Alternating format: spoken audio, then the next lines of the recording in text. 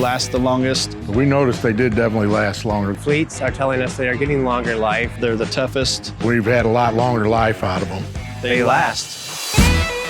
Where the economy is right now and kind of what the taste in everybody's mouth is. It's a no-brainer for these fleets out here that are trying to keep their trucks on the road to switch over to the ATRO product. Especially with dump trucks and vocational trucks. We started going with the ATROs and they seem to be lasting a lot longer. You're keeping those trucks longer than 3 to 5 to 7. Some are keeping them 10 to 15 to 20 years. They are switching from the rubber to the ATRO just because they don't have to change it so often. These guys don't have time. Cost is going to be how many times do you have to put a truck down to change bushings out? They have one truck down, it's costing them $5,000, $6,000 a day.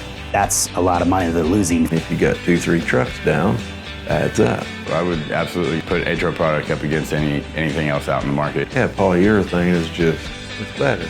It's just a great product. It means less downtime and more time out there running.